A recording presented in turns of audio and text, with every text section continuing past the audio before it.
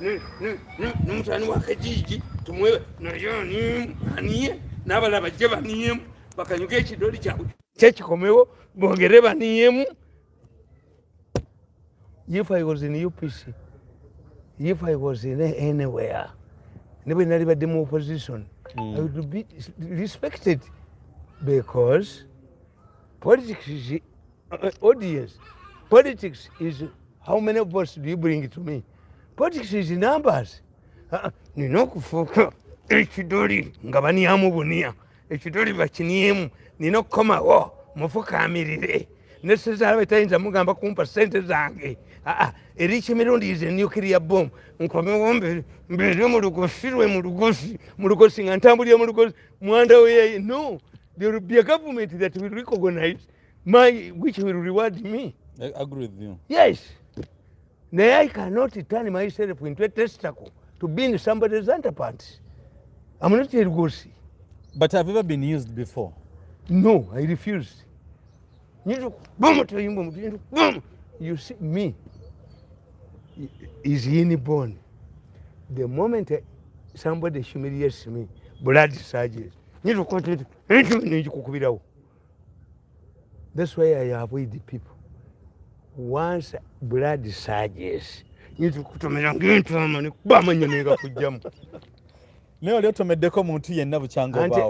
amanyo. When you see me, I'm controlling anger. When you see me, I'm controlling anger. Why do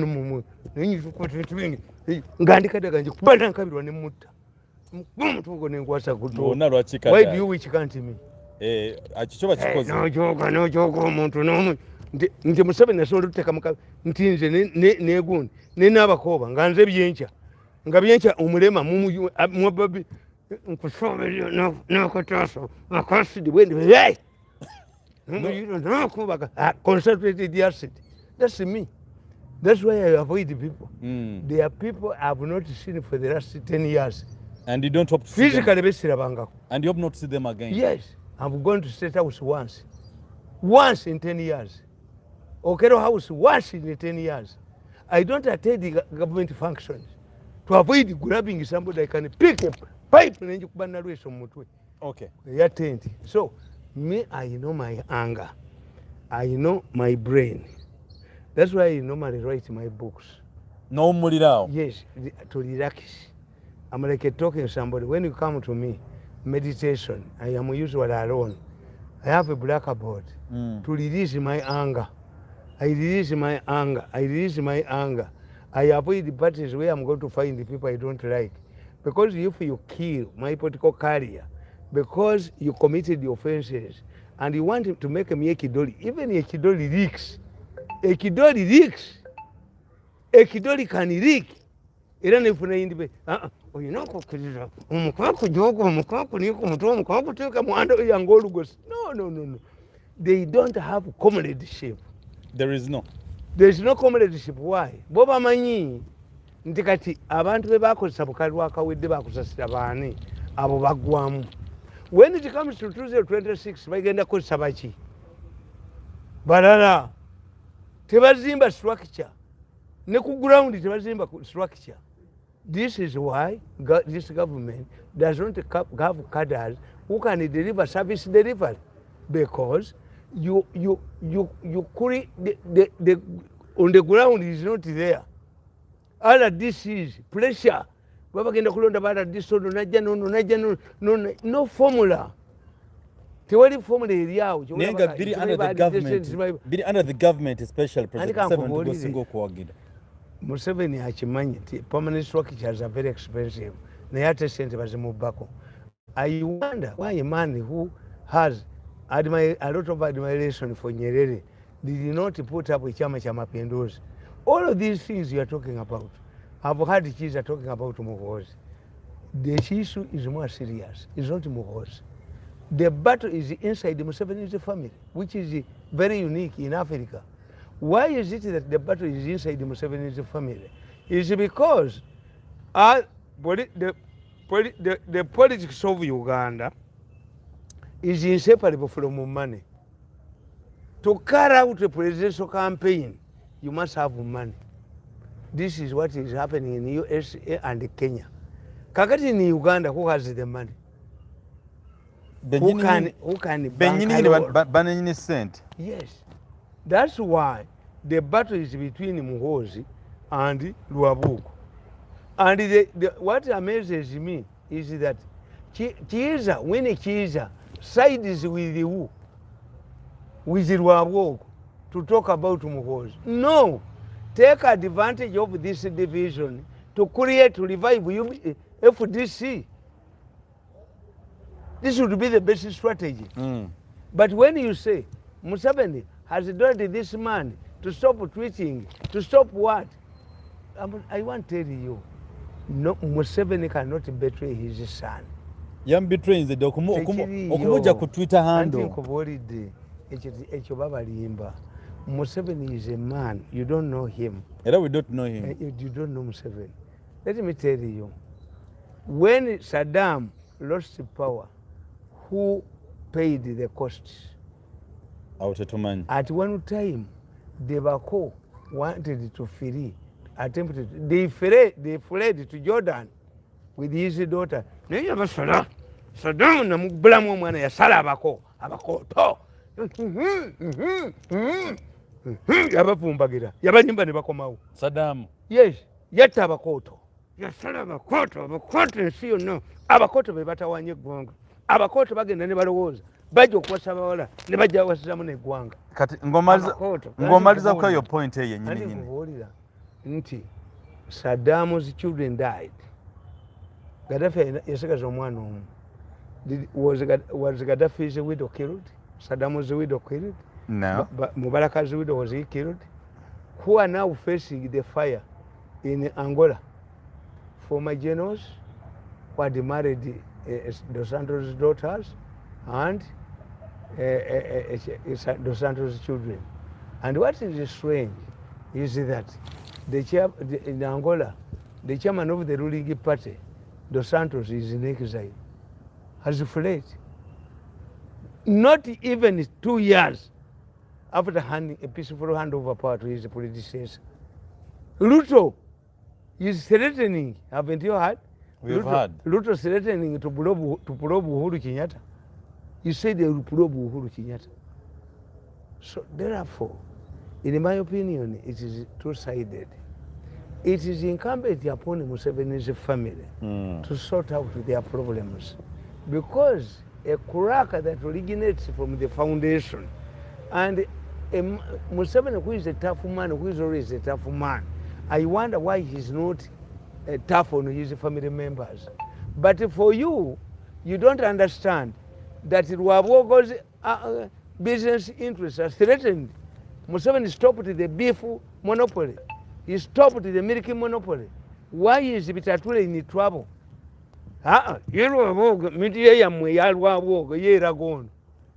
This applies. You cannot, let me tell you, I compared, you see me, I use the similes that people see. What happens first? To put the cooking saucepan on the masiga, or to light the fire, or to light the sigiri, the charcoal, which comes first. As long as the charcoal are burning, you can bring the food later. I get your point. Cooking saucepan. I get your point. I said, in 1779, the first missionaries arrived in Uganda, the white fathers. The Pope visited Uganda in 1969. How many years? Almost 90. But he came to preside over a job that the missionaries had done. That's what Museveni wanted. Museveni wanted to check. But on a serious note, did the public respond? Or yes. They respond? Yeah. That's what you don't know. I was in Masindi, I'm moving. Finally, I'm telling you, if a beautiful nun is picked from the convent to serve at a party, marking a function at the Archbishop's house, and the laity men are invited, and they see the beauty of the nun, again I'm worried. When you look at all the coups Uganda has been having, there have been an antagonism between a highly educated officer and a lowly educated officer.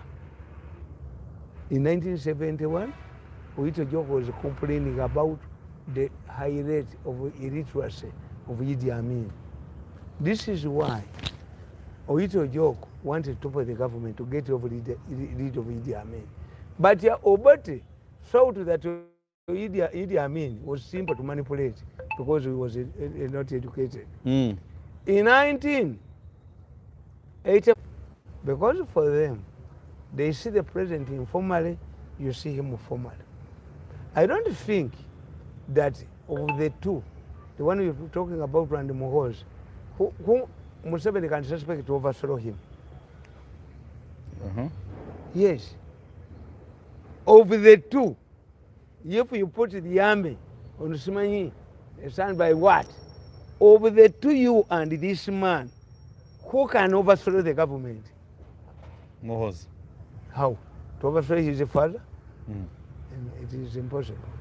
He would have sacked him immediately, came back. You are not the first person to read the verses from the Bible. You are not the first locally in the army. Even Lieutenant General Angina was reading verses. Wait, don't participate in battles inside the Museveni's house. If you are an army officer, you cannot defeat a battle with the Museveni's son. Ate how? Ate what? Muhoozi, the Avenger. Are you going to take him? No. Some of you are illiterate, you are stupid, and you don't understand the situation. Me have survived the war. There are times when, have you seen me? Me, I'm in the middle. Because I know they are not quarreling over fundamental issues. No. These are the same family. What if they're playing games with us? Instead of winning Kiza, reviving her party, looking at this as an advantage, is attacking Muhoozi. He didn't attack him. Eh? It was it was a mere piece of advice. No, he advised because the son could not perform his duties. No, why do you fear? The man is General Muhoozi himself could not do his he did not deliver his services. The man has led so when he comes into advise the boy. Is he the spokesperson of the army? But he has failed to help. But because he commented on Ethiopia, then there is a story. But you see, for us Baganda, we have a saying. Nti bw'olaba akikoze omuti omukalu kubeera mubisi. If the family members of Museveni are malising Muhoozi in everything, they should not take a power. Tetuyinza kukkiriza abantu bafaanana bati. Nti you marry omwana wa Museveni. So if Museveni is his son, he is harassing Museveni's government. Mr. Then Museveni should prepare a prison cell. No, Mr. Mirundi, I'm asking, is Uganda a kingdom? Is Uganda omulenzi yajoga abantu ayina muwaga lwaboga ayina muwaga. No, is Uganda a kingdom of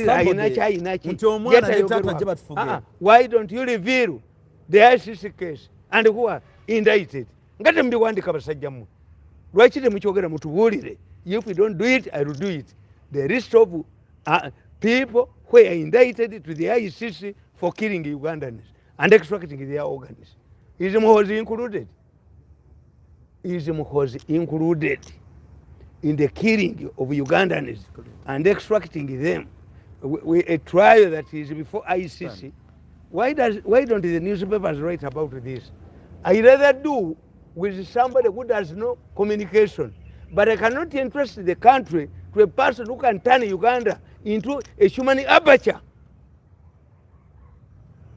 A human abattoir. Obuvuka buno obutta abantu tukwase eggwanga tubate tudidde Uganda tugifuula lanchi y'abantu. Nedda Mr. Mirundi oba batutta niba mutayitidde fitina omulenzi ayitidde nnyo fitina famire yabwe ayitidde fitina because trouble. Senior Mirundi, as a political analyst, is Uganda a dynasty, a kingdom of an individual? It is not a dynasty, but let me tell you. The way the son come to be the president. Why do we have the Bushes? Yes, asking me, why did Clinton come if she had won. But they've been doing things in the wrong way, in the right way. But they've been following the rule of law has been working in America. Does the rule work in Uganda? The moment you have freedom to stand against this man, stand. Who is quarreling about my son who is now taking over the airwaves? Yes, why do I care? We have had a family of generals, we have had a family of lawyers, we have a family of doctors. What matters, why don't you complain when all of these people are succeeding their dead fathers? Why didn't you complain when Olanya's son won? Why did you complain when there was, how many now? It's a practice in Uganda. Why do you believe it's me? I don't mind. As long as Muhoozi can market himself, where I disagree with the Rwabogo group is that they are more, they stink more than Muhoozi. I rather deal with a man who doesn't know communication than having a group that is accused of by an international criminal court of killing Ugandans. But is it a reality of Rwabogo? All it's just propaganda. Mwari, era abo bonna. In fact, Terry winning. That me I know. Don't I know that Rwabogo visited Kasese? Me I know. That's different from visiting Winnie as an individual. Whether Muhoozi doesn't know how to communicate, whether he's your president. But I rather do with somebody who does not know to communicate than handing over power to a person who is facing. Then what will you present to the entire international summit if you can't talk to the public? This government cannot kill anybody. The fact that Katumba survived the assassination, the group that has been killing people, me I know. Did I ring Katumba Amala and tell him that you are going to be assassinated? They demanded $2 million in cash. Who has $2 million? Who has that money? Who has $2 million? Who has $2 million? So it is you. Therefore, for me, I cannot concentrate on Muhoozi. Muhoozi, there are many.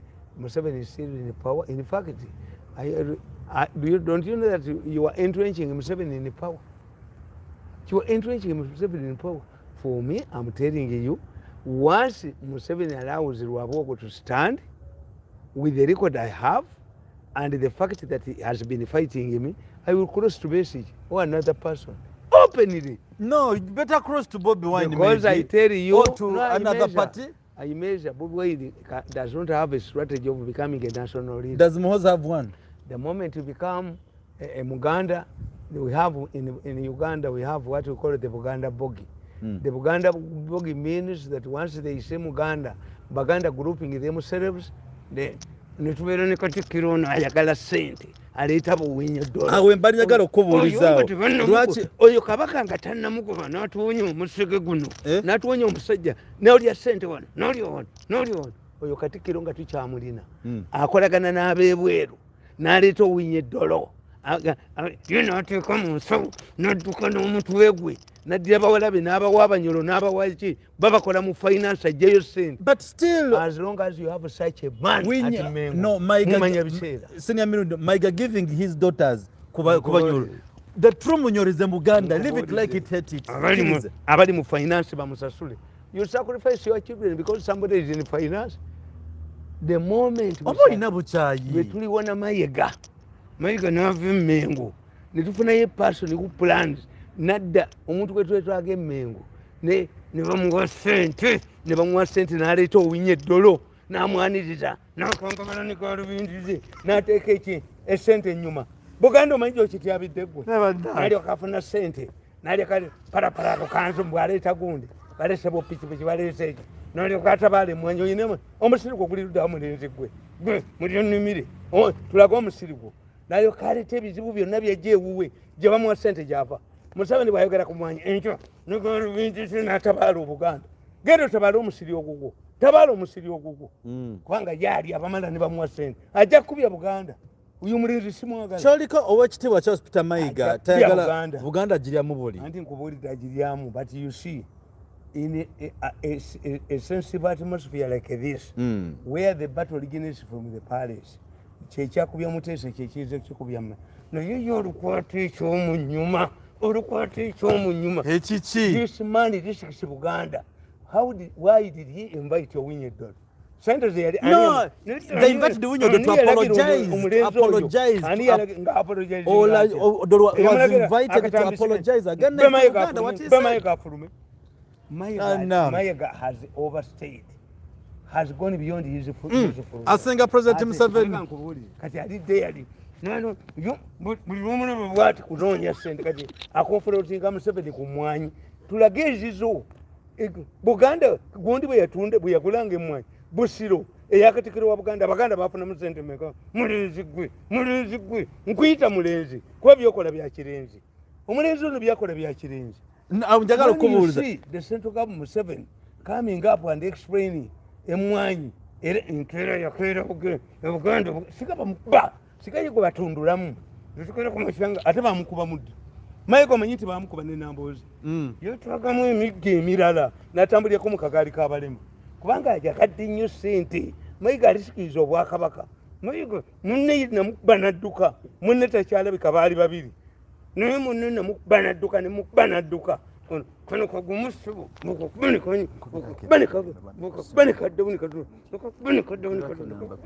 naye era njakakuba enkima yafuira olwazi enkima bwemala okufuira olwazi netunulayo nga terwenyenyeza nega nti wadde tebwenyenyeza neko kenfuyo okawulidde Mayiga kenfuwa akawulira wadde asirika omukuba oli munne yadduka kakati wenjagala okubuuliza ku Sunday twabadde ne birthday ya Kabaka Rwanda ndaba ekifaananyi kifaanagana kiriko ekijingirire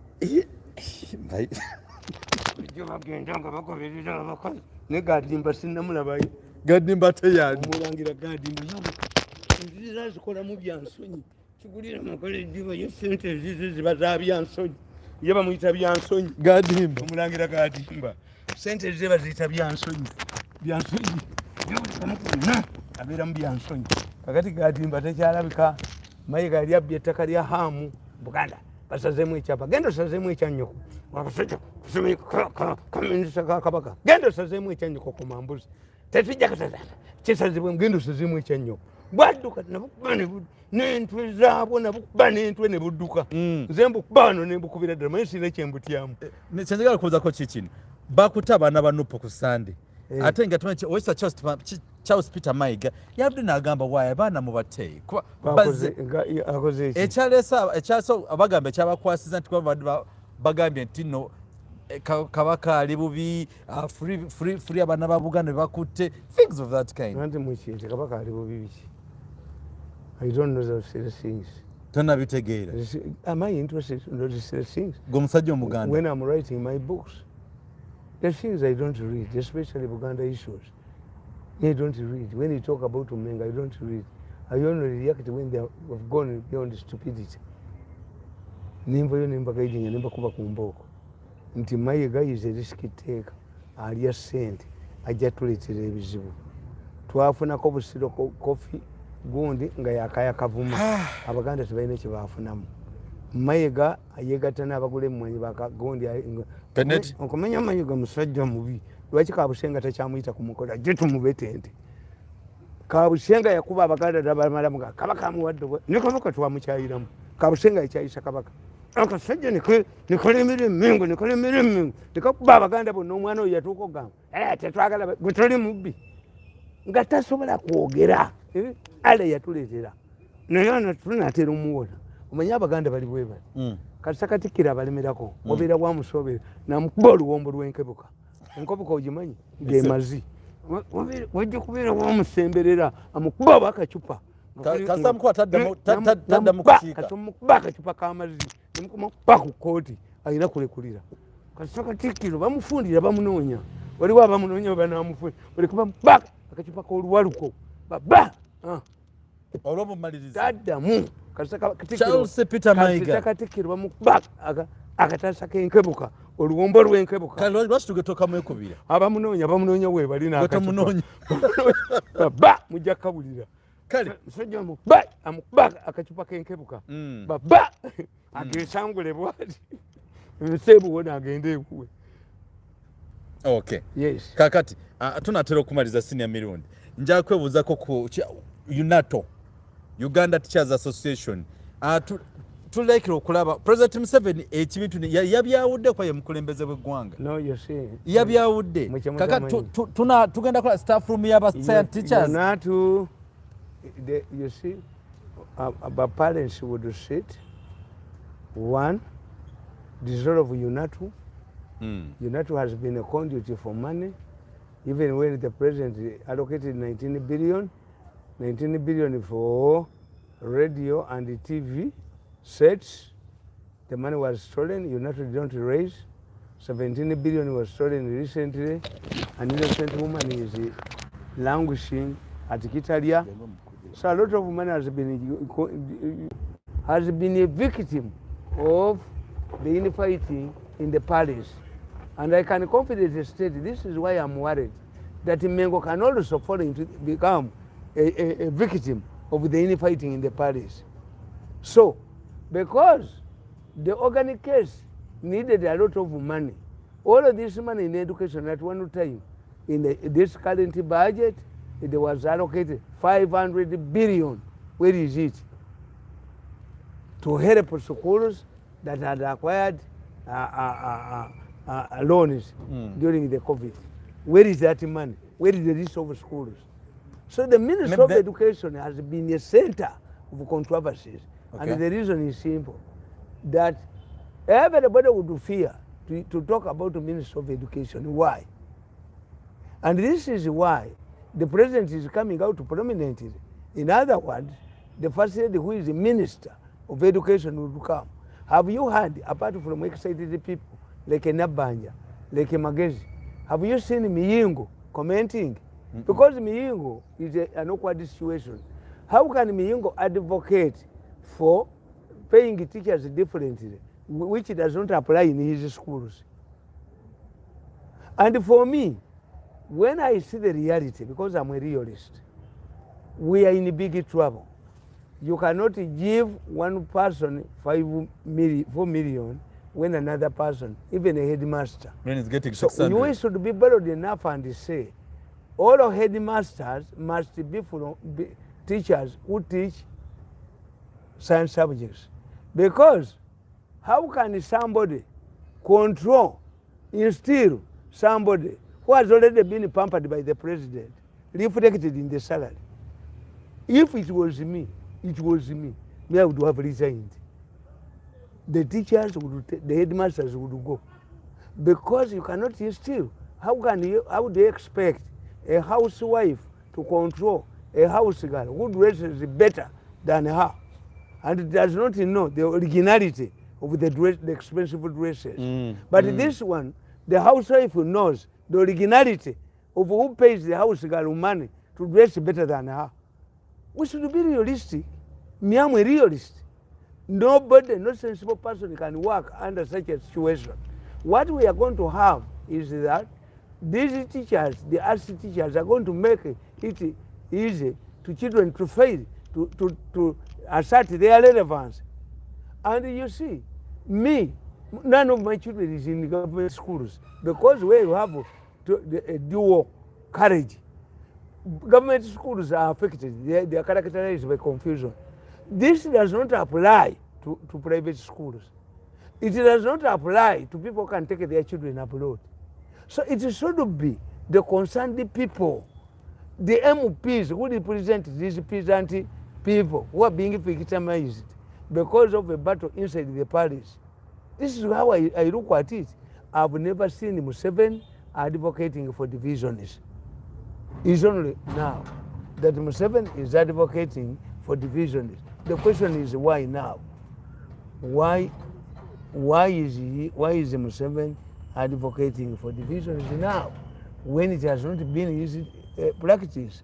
I strongly believe that the divisions, that the political atmosphere is now polluting the air because it's not practical. You will find a school where, because immediately these people know that you are going to get a salary of 4 million, you will get a salary loan. This is why I decided to leave government.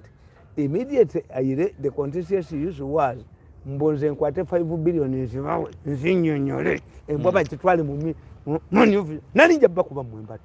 I was going to smash na Luiso's head. Nako ni maloni njaba money officer. Twala yonyoko ko mambosi. Media center. Twala yonyoko. Whom do you humiliate? That I should go to new vision. When hey, if he wants to access this, tumuyita kuntwala yo. Finda na kugenda yo. Singa alwe ya chingamba ne muyira kadomola kasi. Nemba mala mu bujozo. Back one. 5 billion yositutte. Mbonze bankanyuge kasasira where they earn 1 million. Why do I go there?